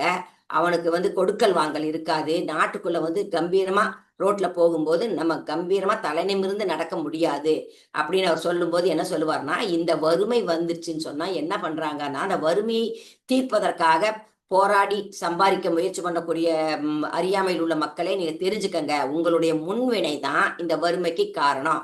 அப்ப நீங்க வறுமையை போக்குவதற்கு உழைத்தால் மட்டும் போதாது, இறைவனை நீங்கள் போற்றி துதித்து அன்பால உருகி வழிபடும் போது உங்களுடைய வறுமை விலகும். நீங்கள் நல்ல செல்வத்தை வந்து நல்லபடியான செல்வத்தை பெற முடியும் அப்படிங்கிறத வறுமைங்கிறத சொல்லியிருப்பாரு. இப்ப நம்ம வறுமைன்னு சொல்லும் போது அங்க வந்து இறைவனை வழிபட்டா வறுமை நீங்கும், செல்வம் கிடைக்கும் அப்படிங்கிறத அவருடைய வாழ்வியல் நெறிய அந்த இடத்துல வந்து நாம பார்க்க முடிகின்றது. அரசனை பற்றி சொல்லும்போது மிக பல செய்திகளை சொல்வாரு. ஒரு அரசன் வந்து நல்ல நீதி நெறி தவறாமல் ஆட்சி நடத்தணும். அவன் அநீதி செய்யக்கூடியவனாக இருந்தால் அவனுடைய நாடு கெடும், மக்கள் அறிவற்றவர்கள் ஆவார்கள், நாடு வளம் குறையும் அப்படின்லாம் சொல்லியிருப்பாரு. அவரை பத்தி சொல்லும்போது கல்லாத அரசனின் காலன் மிக நல்லன், கல்லாத அரசனின் காலன் மிக நல்லன். அப்ப ஒரு அரசன் வந்து மோசமானவனா இருந்தா அவன் யமனை விட கொடியவன் அவர் சொல்லக்கூடியதை நம்ம பார்க்க முடியுது. ஒரு யமனை விட அரசன் கொடியவன் என்று அவர் சொல்லக்கூடிய ஒரு நிலையை நாம் பார்க்க முடிகின்றது.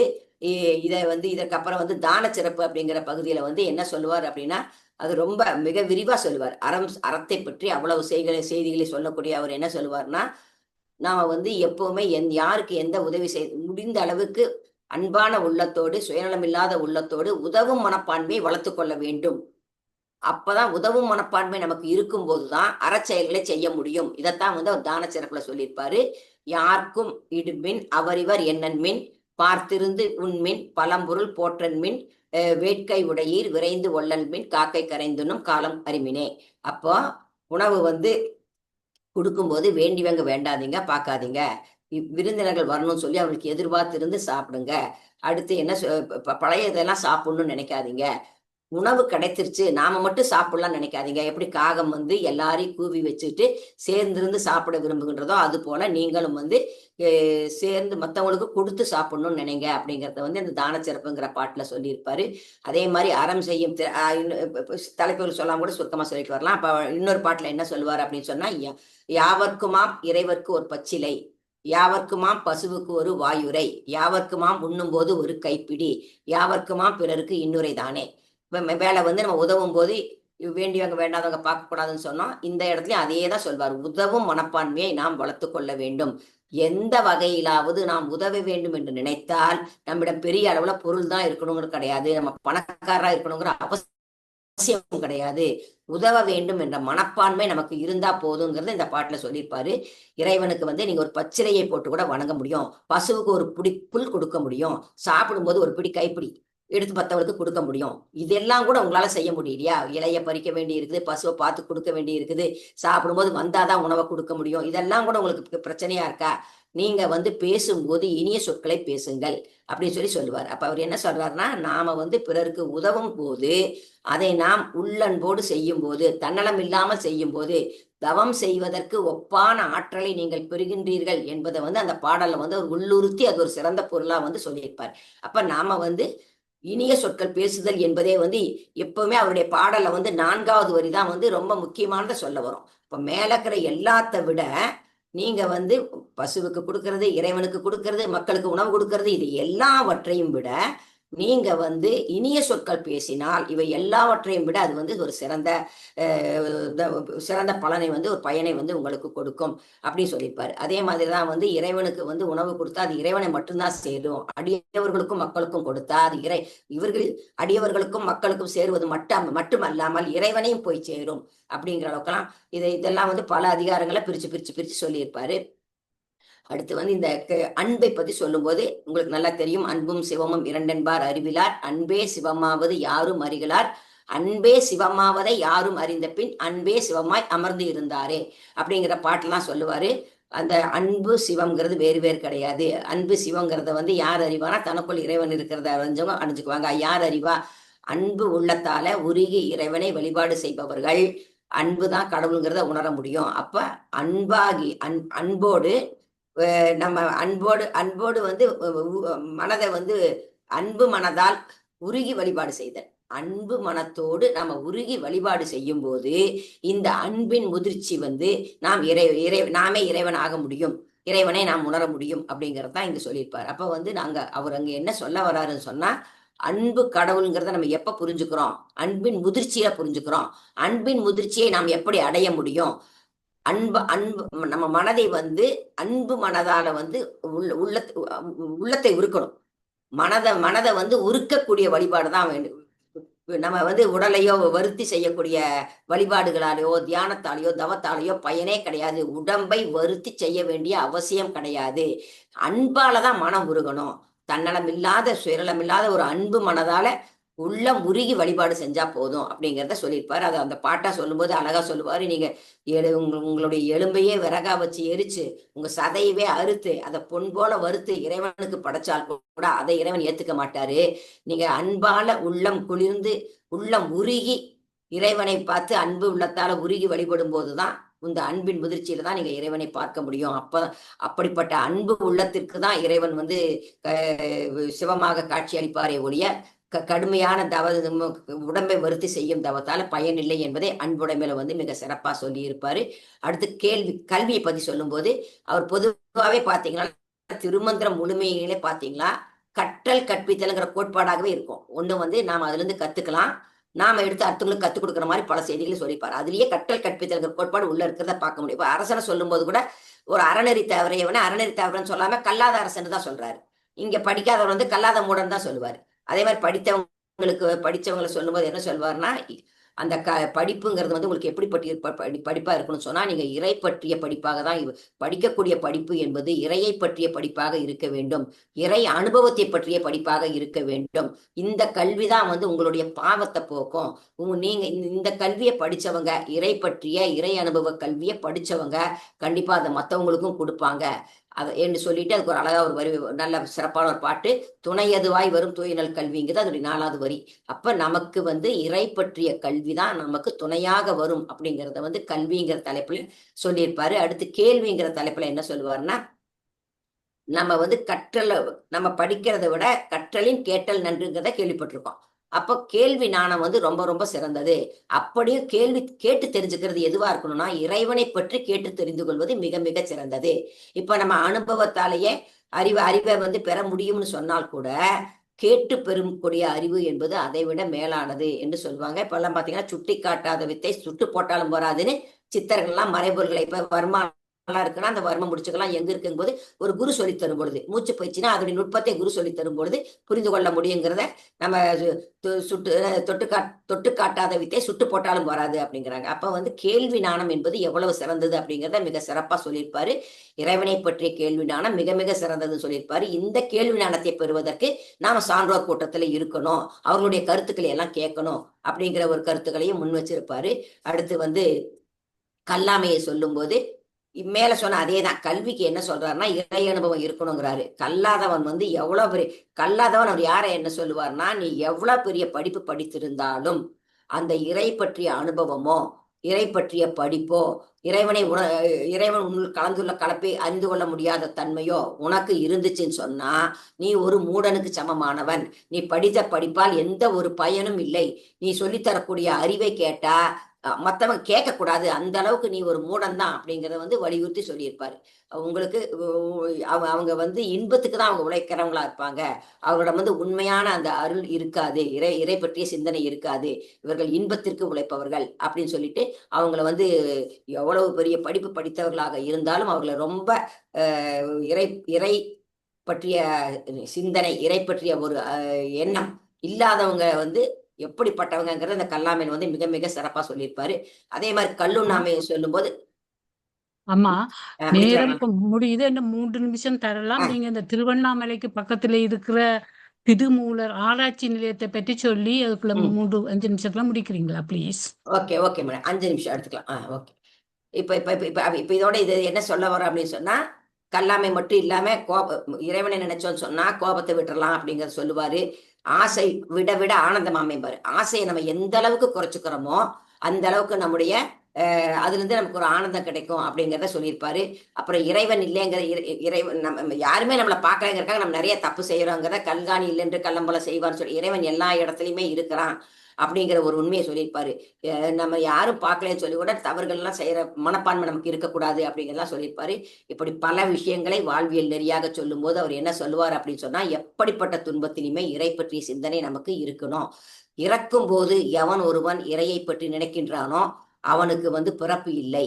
நாம் செய்யக்கூடிய எல்லா செயல்களையுமே இறைவன் தான் நம்முள் இருந்து செய்விக்கிறான் என்ற எண்ணம் நமக்கு இருந்தா நாம் வினையை கடக்க முடியும் அப்படின்னு சொல்லக்கூடிய இந்த திருமந்திரம் என்பது மூடநம்பிக்கைகளை களைவதாக பகுத்தறிவு தருவதாக, அறியாமையை போக்குவதாக, ஆன்மீகத்தை அறிவியலோடு புரிந்து கொள்ளக்கூடிய ஒரு வாழ்வியல் நெறியாக உள்ளதை கூறி இந்த கருத்தை உரையத்துடன் நிறைவு செய்கின்றேன்.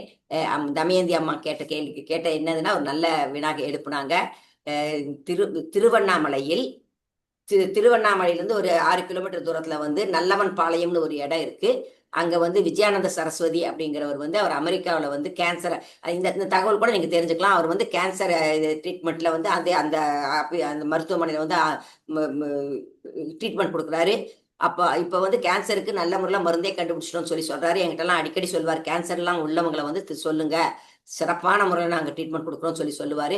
அவர் வந்து இந்த திருவண்ணாமலையிலிருந்து இந்த கட்டி இருக்கக்கூடிய கோயில் திருமூலர் ஆசிரமம்னு சொல்லி அதுக்கு பேர் வச்சதுக்கு காரணம், அவருக்கு திருமூலர் 10ஆம் வகுப்பு படிக்கும் போதே அதில் தனக்கு ஒரு ஆர்வம் இருந்ததுனால அதை அவ்வளோ பெரிய அந்த கோயிலை வந்து பார்த்தீங்கன்னா அதற்கு அவர் அந்த கோயிலுக்காக ஒவ்வொரு முறையும் அதுக்கு இந்த இறையாற்றல் பிரபஞ்ச கனெக்ஷன் கிடைக்கணும் அப்படிங்கிற மாதிரி எப்பவுமே 10 நாள் 11 நாள் என்று சொல்லிட்டு அந்த பூஜை போட்டுட்டே இருப்பாங்க. ஆண்டுதோறும் சிறந்த நாட்கள் நம்ம தமிழர்கள் முறைப்படி செய்யக்கூடிய அத்தனை விசேஷங்களையுமே அவங்க அமாவாசை பௌர்ணமி மட்டும் இல்லாமல் சின்ன விழாக்களையும் அத்தனை விழாக்களையும் மிக சிறப்பாக செய்யறாங்க. அங்க என்ன ஒரு சிறப்புனா மிகப்பெரிய சிவலிங்கத்தை அங்க பிரதிஷ்டை செஞ்சிருக்கிறாங்க. 27 நட்சத்திரங்களுக்கு பிரதிஷ்டை செஞ்சிருக்காங்க. அதுக்குரிய தாவரங்களை பிரதிஷ்டை செஞ்சிருக்காங்க. குறிப்பாக திருமூலருடைய இந்த சக்கரம் வந்து எனக்கு டக்குனு வாயில வார்த்தைகள் வருதில்லை. அவர் வந்து அவருடைய சக்கரம் வந்து அங்க வந்து அவங்க பிரதிஷ்டை பண்ணி வச்சிருக்கிறாங்க. அந்த இடத்துல வந்து திருமூலருடைய படத்தையும் வச்சிருக்கிறாங்க. இந்த திருமூலர் ஆசிரமத்தின் மூலமாக திருமந்திர கல்வியை உலகமெல்லாம் கொண்டு செல்ல வேண்டும் என்பது அவருடைய பெரு விருப்பம். அவர் என்னை பார்த்து கூட, அம்மா நான் வந்து என்ன செய்யணும்னு மட்டும் சொல்லுங்க, நான் செஞ்சு கொடுக்குறேன், நீங்க வந்து எங்களோட இணைஞ்சு இந்த திருமந்திர கல்வியை உலகம் முழுக்க கொடுக்கணும்னு கேட்டுக்கிட்டாரு.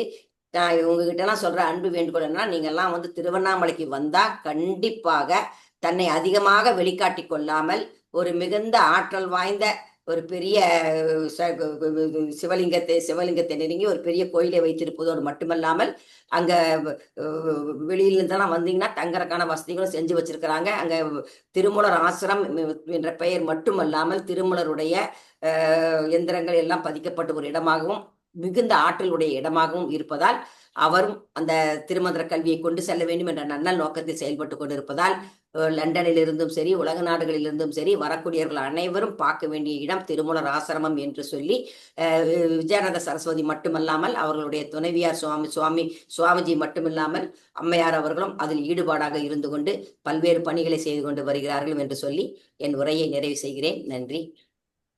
நன்றி அம்மா. எத்தனையோ சிரமத்தின் மத்தியிலும் கஷ்டத்தை என்று நாங்கள் கஷ்டம் என்று சொல்லாமல் உரையாற்றியமைக்கு நன்றி. நடுச்சாமம் இப்ப மன்னிக்கணும், எழுப்பினதுக்கு மன்னிக்கவும். ஓகே, இப்போது இந்த உரையை பாராட்டி நீங்க போடுறீங்களா சுதுஸ்கந்தராஜா? 30 கைதட்டுக்கள்.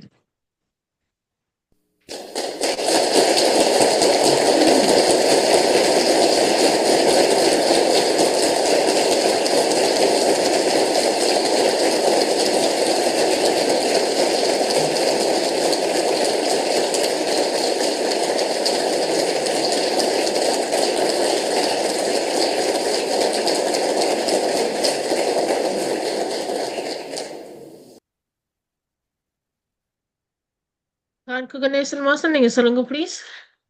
நன்றி அம்மா. இமைப்பொழுதும் என் நெஞ்சில் நீங்காதான் தாழ்வாழ்க.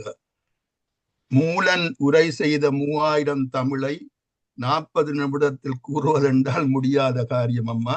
நீங்கள் எவ்வளவோ கஷ்டப்பட்டு அதை ஏதோ விதமாக சொல்லி முடித்தீர்கள். ஒரு மனிதனால் அதை செய்யவே முடியாது.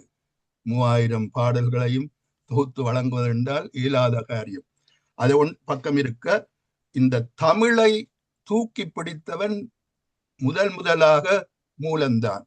என்னை நன்றாக இறைவன் படைத்தனன், தன்னை நன்றாக தமிழ் செய்யுமாறு அவன் இறைவனுக்கு கூறுகின்றான். நீ என்ன படைத்ததென்ற காரணம் தன்னை நன்றாக தமிழ் செய்வதற்காகத்தான் என்று முதலாக தமிழை, ஆனா அவர் தமிழன் அல்ல, அவர் வடநாட்டில் இருந்து தமிழ்நாட்டுக்கு வந்தவர்.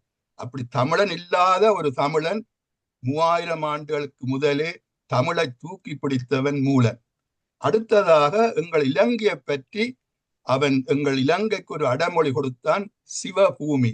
தமிழ்நாட்டுக்கே சிவபூமி என்று கொடுக்கவில்லை அடைமொழி, இலங்கைக்கு மட்டும்தான் சிவபூமி என்ற ஒரு சொல்லை பயன்படுத்தியுள்ளார் திருமூலர் என்று கூறுகின்றேன். இத்தனைக்கும் இன்னொரு கருத்து நான் கூற வேண்டும். எல்லோரும் பிழையாக ஒரு பாடலை பாடுவார்கள். 5 கரத்தனை ஆனை முகத்தனை இந்தி நிலம்புரை போலுமைத்தனை என்ற பாடல் திருமந்திரம் அல்ல, அது திருமூலர் பாடவே இல்லை. எல்லோரும் பிழையாக அது திருமந்திரம் பாட வேண்டாம் 5 கரத்தனை என்று பாடுவார்கள். அது ஏதோ ஒருவன் இடக்காலத்தில் வந்தவன் அதுக்குள்ள ஒரு காப்பு செய்யுள் தேவை என்று. ஏனென்றா திருமூலர் காலத்துல விநாயகர் வணக்கம் இருந்ததாக எனக்கு தெரியவில்லை. விநாயகர் வணக்கம் தமிழ்நாட்டில் திருமூலர் காலத்தில் இருக்கவில்லை என்றுதான் நான் எண்ணுகின்றேன். ஆனபடியால்தான் அவர் அதுக்கு காப்பு செய்யுள் பாடவே இல்லை. ஆனபடியால் ஏதோ பிற்காலத்தில் வந்த ஒருவன் தண்ட கட்டித்தனத்தை காட்டுறதாக இந்த 5 கரத்தனையை புகுத்தினார் என்று கூறி உங்களுக்கு மிகுந்த வாழ்த்துக்கள் கூறி உங்களை வாழ்க வாழ்க என்று வாழ்த்தி வணங்குகின்றேன் அம்மா. நன்றி. நன்றி கான் மாஸ்டர். ஜெகன் மாஸ்டர், நீங்க சொல்லுங்க ப்ளீஸ். நன்றி. மகாலட்சுமி அம்மாவுடைய பேச்சுக்கு நன்றி. திருமந்திரத்தின் சிறப்பை பற்றி நான் கொஞ்சம் கேள்விப்பட்டிருக்கின்றேன். அதை பற்றி எனக்கு அதிகம் தெரியாது. இந்த உடல் வளம் நோய்களை பற்றியும் சொல்லியிருக்கிறார் என்று எனக்கும் அது என்ன சிறப்பாகத்தான் பட்டது. ஆனால் அறிவியல்ல சில வித்தியாசங்கள் இருக்கின்றன. ஆனால் நான் குறிப்பாக கேட்க வந்தது இந்த வெற்றி, வாழ்வியல் வெற்றி என்று சொல்லியிருக்கல, ஆன்மாவை அறிவது ஆன்மாவை விடுதலை என்று சொன்னா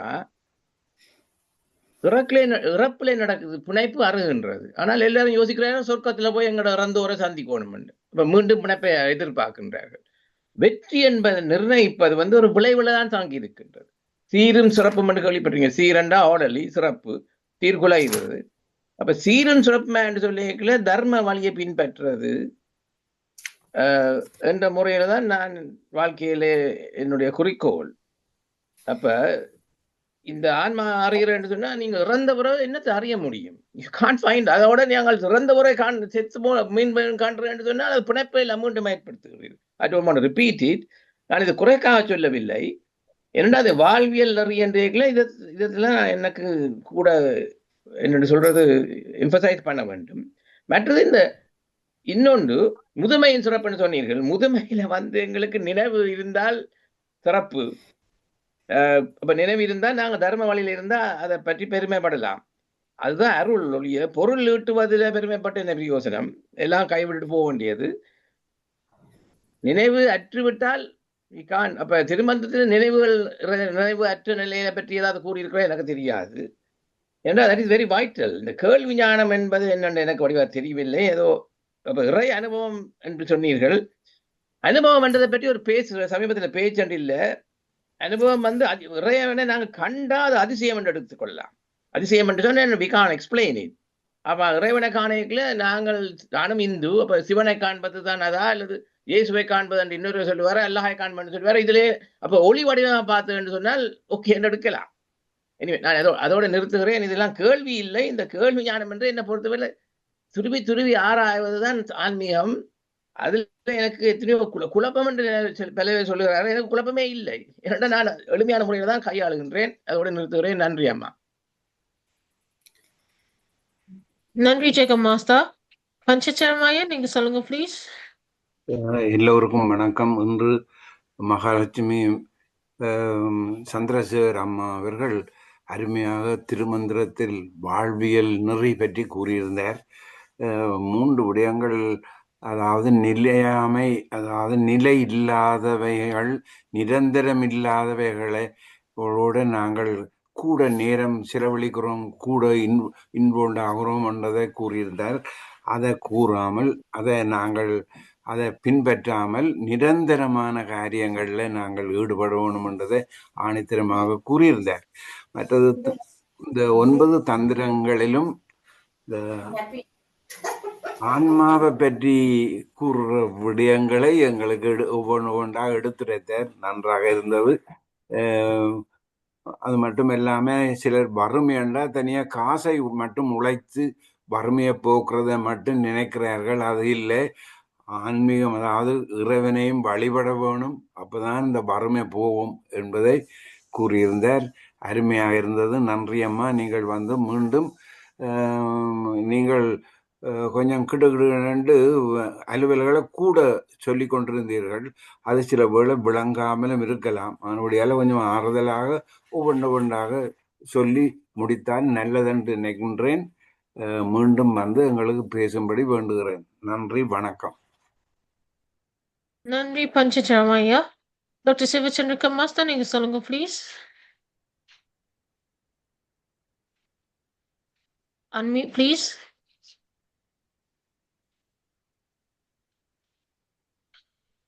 Okay. Yeah. வணக்கம். அனைவருக்கும் வணக்கம். இன்றைய சிறப்பு பேச்சாளர் அம்மாவுக்கு சிறப்பான வணக்கம். இன்று உங்கள் சிறப்பான பேச்சு எனக்கு பிடித்திருந்தது. ஆன்மாவை அறிதல் எல்லாமே நிலையற்றது என்று அழகாக சொன்னீர்கள். எது வேண்டப்படுவது, இது வேண்டப்படுவது, இதுலையும் வந்து வேறுபாடு இருக்கக்கூடாது. படித்தவர்கள், படியாதவர்கள், ஏழை, பணக்காரன், பொருள் இருக்கு, அது இருக்கு, இது இருக்கு, அப்படி அந்த ஒன்றும் வேறுபாடு பார்க்க கூடாதுன்னு சொல்லி மிக அழகான முறையில சொன்னீர்கள். சிறப்பாக இருந்தது. உங்களை பார்த்தது, கேட்டது, இன்றைய பேச்சு கேட்டது அனைத்துக்கும் மகிழ்ச்சி. நன்றி, பாராட்டுக்கள். நன்றி அம்மா. நன்றி டாக்டர் சிவச்சந்திரன் மாஸ்டர். டாக்டர் நவரத்ன மாஸ்டர், நீங்க சொல்லுங்க ப்ளீஸ். எல்லோருக்கும் வணக்கம். இன்று மகாலட்சுமி அம்மா திருமந்திரத்தை பற்றி 45 நிமிஷத்தில் சொன்னது கஷ்டமான வேலை. என்றால் நாங்கள் ஒவ்வொரு வெள்ளிக்கிழமையும் 2 மணித்தியாலம் திருமந்திரம் பேராசிரியர் சங்கரநாராயணனுடைய உதவியுடன் படிக்கின்றோம்.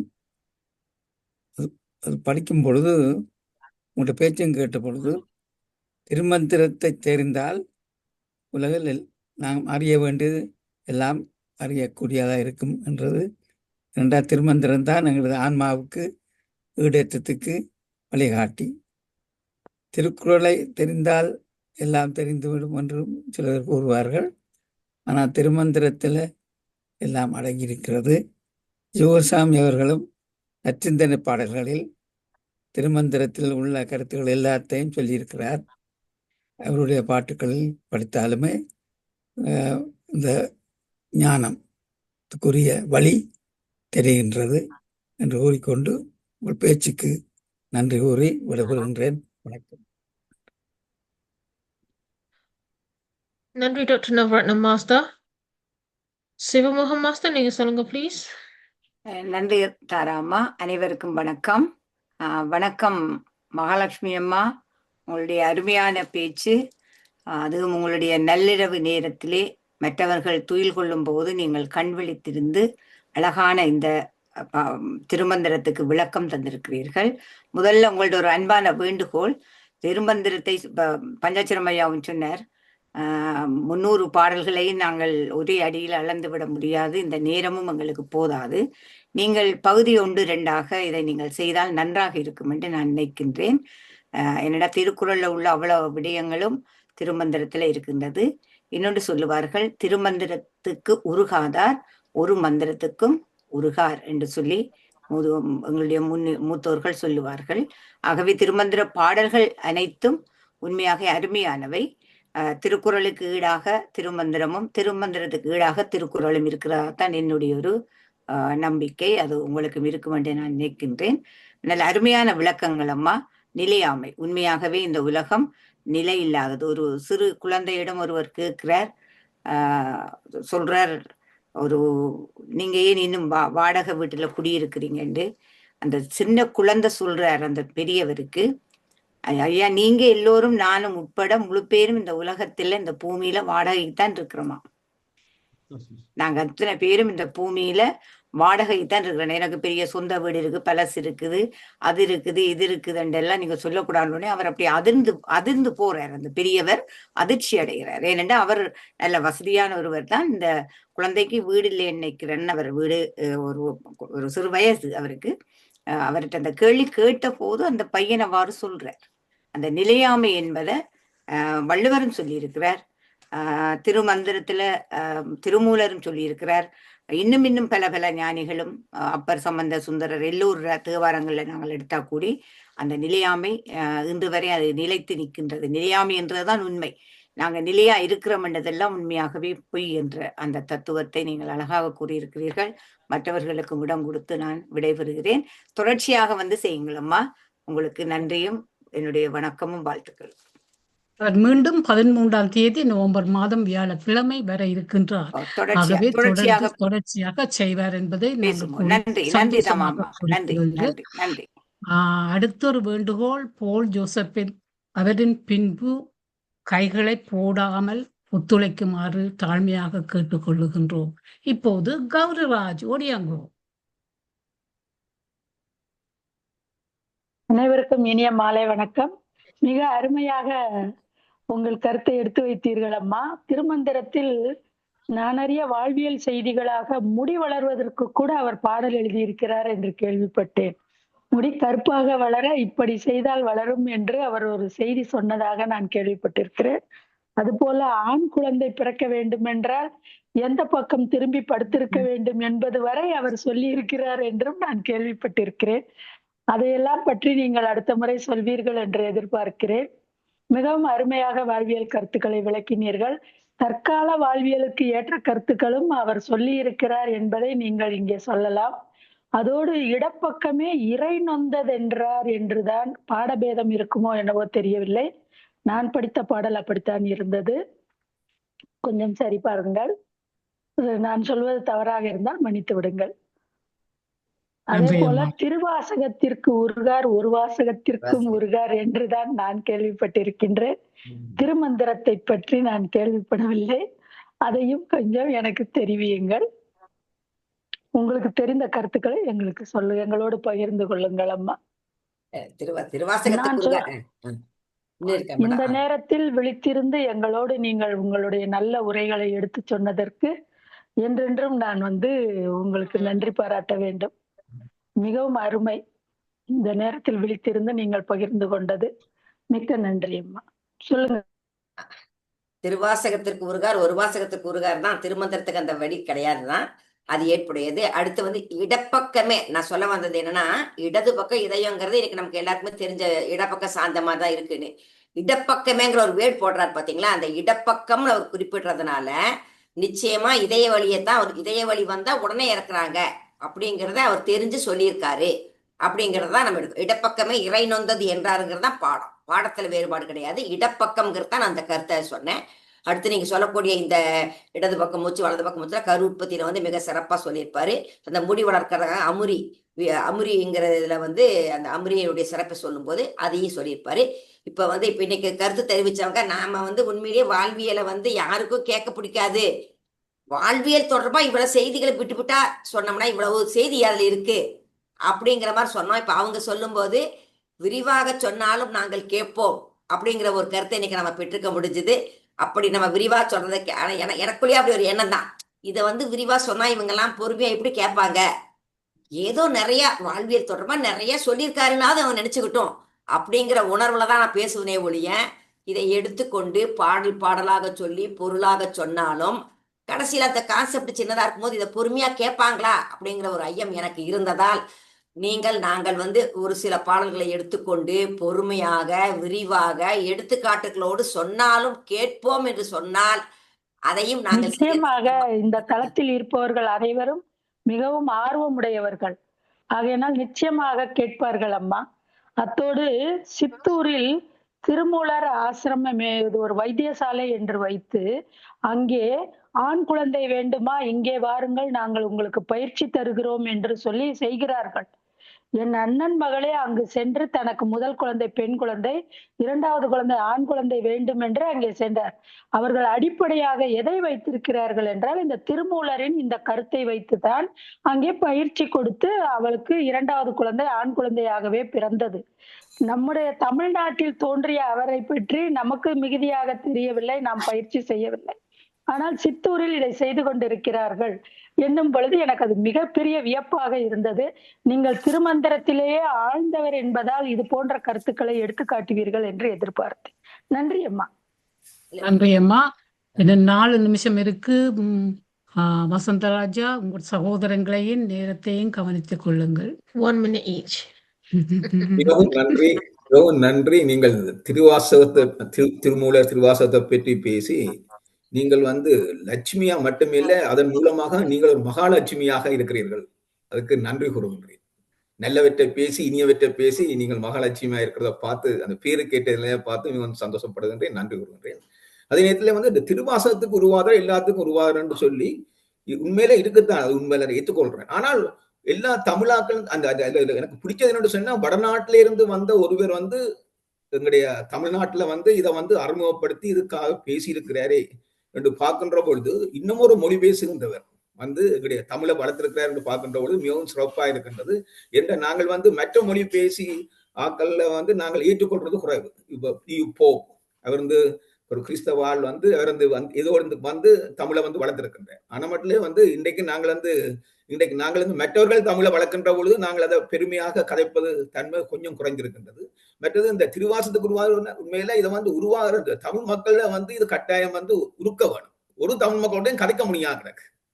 அப்படி உண்மையில இதுக்கு பார்த்து அந்த திருவாசத்துக்கு உருகி இருந்தா நாங்கள் தமிழ் மக்களோட கதைப்பது மிகவும் ஈஸியா இருந்திருக்கும் என்பது எனது கருத்து. அதே அன்பை பற்றி சொன்னீங்கள். அன்புதான் மிக முக்கியம். அன்புக்காக உயிரெடுத்த இயேசு பெருமானை நினைத்து பார்த்தேன். அதே இடத்துல திருவாசகம் திருவாசகம் உண்மையில ஒரு முக்கியமான ஒரு இது. அதை நாங்கள் ஒவ்வொருவரும் படித்து நாங்கள் ஒவ்வொருவரும் அன்பின் வழியிலே அந்த எல்லோரும் நாங்கள் உருவக்கூடிய முறையிலே எல்லோரும் கதையக்கூடிய முறையிலே எங்களுடைய பண்புகளை வளர்க்க வேண்டும் என்று கேட்டுக்கொண்டு இதை சொன்ன மகாலட்சுமி அவர்களுக்கும் மிகவும் நன்றி கூறி, இந்த சந்தர்ப்பத்தை கொடுத்த எனக்கு நன்றி, உங்களுக்கும் என்ன நன்றி கூறி விடைபெறுகின்றேன். நன்றி, வணக்கம். நன்றி வசந்தராஜ் மாஸ்டர். அனுருதி மாஸ்டர், நீங்க சொல்லுங்க ப்ளீஸ். அனைவருக்கும் வணக்கம். மிக்க நன்றி முனைவர் மகாலட்சுமி அம்மா. மிகவும் அருமையாக திருமந்திரத்தில் வாழ்வியல் நிறைய பற்றி பேசியிருந்தீர்கள். அருமையான விளக்கங்கள் கொடுத்தீர்கள். மிக்க நன்றி அம்மா. மீண்டும் உங்களை சந்திக்கின்றோம். நன்றி. அடுத்து எங்கள் தளபதி அவர்கள் கட்டுப்பாட்டை மீறிவிட்டார். தண்டனை கொடுக்கும் முகமாக நாளை நிகழ்ச்சி நிரலை கூறுமாறு வேண்டிக் கொள்ளுகின்றோம். எல்லாருக்கும் வணக்கம். சிறப்பான பேச்சு. நீங்க பாட்டு ஒன்று போட்டு ஆக்களுக்கு எல்லாருக்கும் கூட விளங்குவேன். அதாங்க இந்த பாயிண்ட். அடுத்தவரை நீங்க சின்ன நான் சொல்லுங்க, எல்லாத்தையும் சொல்ல வேணும். திருமந்திரத்தோடு என்னுடைய எண்ணம் தியானத்தையும் கூட செய்து கொண்டிருந்தா நல்ல விஷயங்கள் நடக்கும் என்பதை கூறிக்கொண்டு நான் நிகழ்ச்சிக்கு போகின்றேன். அதாவது நாளை காலை 8:45 தொடங்குகிறார்கள் தியானம். உடன் ஆரம்பித்து யோகா நிகழ்ச்சி சரோஜினி நிலாந்தவனுடையது 9 மணிக்கு. இப்போ 10 மணிக்கு 1 மணித்தியாலம் தியானம். இந்த 11 மணிக்கு யோகர் சுவாமிகள் நிகழ்ச்சி நடைபெற இருக்கின்றது. அதற்கு அருமையான நேரம், அதாவது டே டைம் நடக்குது. இந்தியா இலங்கை நேரம். இந்தியா இலங்கையிலேருந்து நீங்க கூடின ஆட்களை இன்வைட் பண்ணா நல்லா இருக்கும். கஷ்டமான வேலையண்டா விட்டுட்டு எங்களுக்குள்ளே செய்யறது. நாங்கள் முதல் தரமாக நாங்கள் பலமுறை பகல் நேரம் செய்ய அங்கேருந்து வாரது நல்லா இருக்கு. எனக்கு 8 PM நடக்க எங்களோட கண்ட்ரோலுக்குள்ள இருக்கலாம் என்னுடைய எண்ணம். அது எப்படி இருக்க முடியுமோ தெரியல, அதை செய்யலாம். அது 8 PM வழக்கம் போல வியாழக்கிழமை கதம்ப நிகழ்ச்சிகள் நடைபெற இருக்கிறது. இந்த ஃப்ரைடேயும் 11 மணிக்கு யோகா, அதாவது 12 யூனிவர்சல் லோஸ் என்ற தலைப்பில் கிரகலட்சுமி.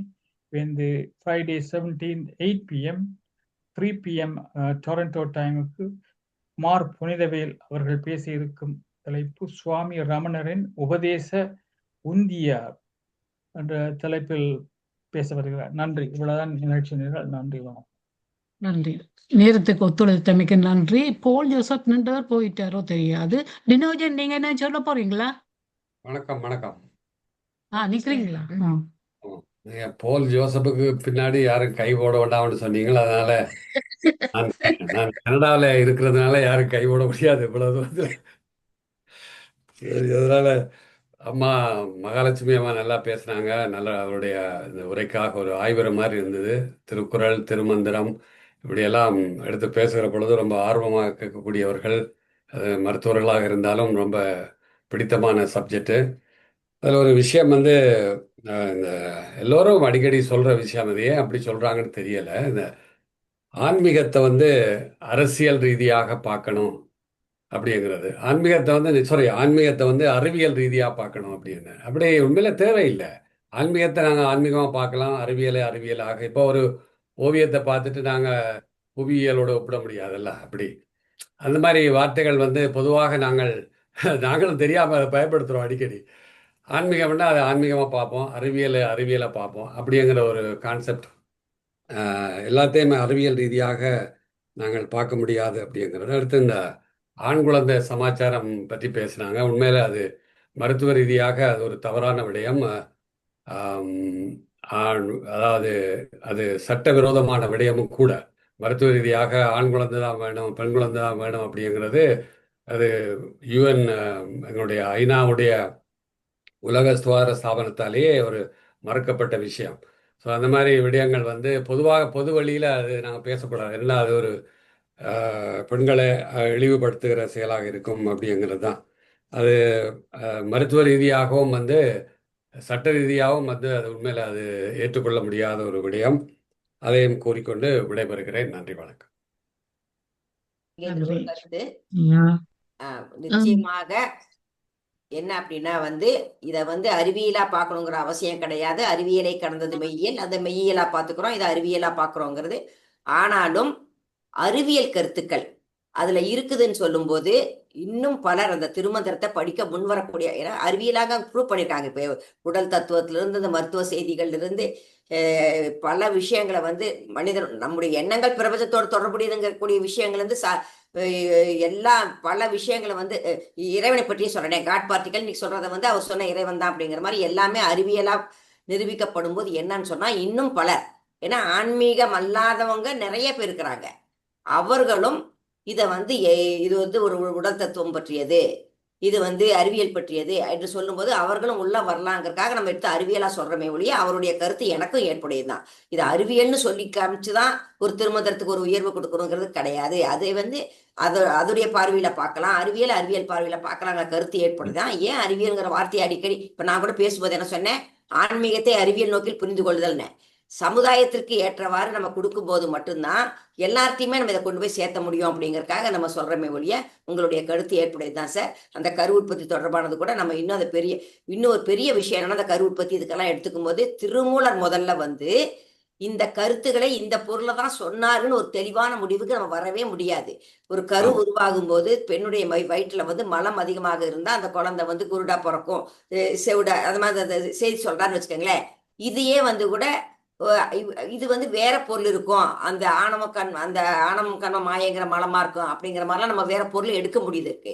அப்படி பார்க்கும்போது கரு உற்பத்தியில் திருமூலர் சொல்லி இருக்கக்கூடிய செய்திகளை பின்பற்றும் போது நிச்சயமாக ஆண் குழந்தை பெண் குழந்தை குறையில்லாத குழந்தைகளுக்கு அவர் சொன்ன டெஃபினிஷன் 100க்கு 100 சரியாக இருக்கும்.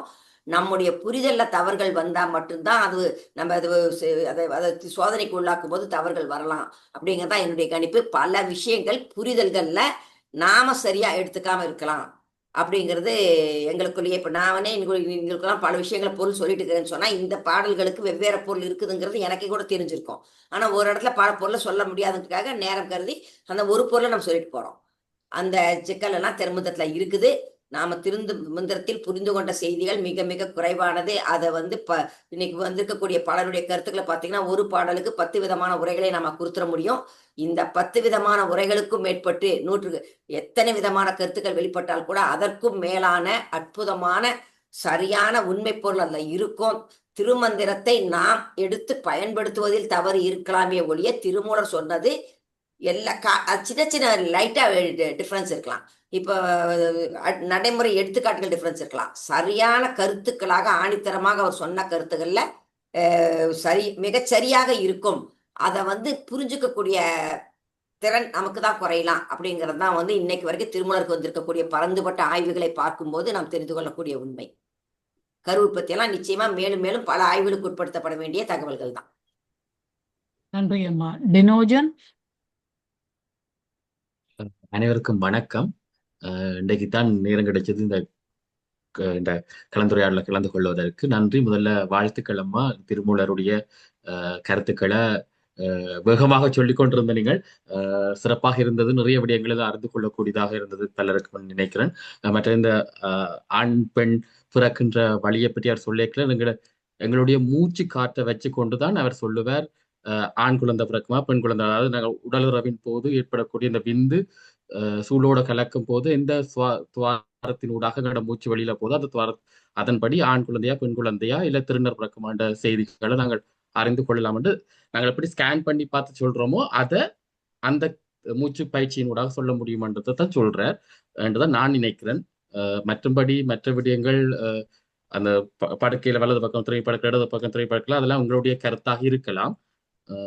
இதான் என்னுடைய கருத்தா இருக்குது. நன்றி. தொடர்ந்தும் திருமூலருடைய திருமந்திரத்தை எல்லாரும் படிக்க வேண்டும் என்றால் நல்வழியில கூட அவையார் சொல்லும் போது சொல்லுவா தேவாரங்களா இருக்கட்டும், திருவாசகம், திருக்கோவை, மற்றது திருக்குறள் எல்லாமே திருமூலர் சொல்லக்கூடியதைத்தான் சொல்றோம். அதனால நாங்கள் திருமூலருடைய திருமந்திரத்தை கற்றுக்கொள்ள வேண்டும். அதே போல எல்லாருமே அதை கற்றுக்கொள்ள வேண்டும் என்று சொல்லி வாழ்த்துக்கள் சொல்லி நிறைவு செய்கிறேன். நன்றி. நன்றி. 7 நிமிடங்கள் கடந்து விட்டன. நேரத்தோடு ஒத்துழைய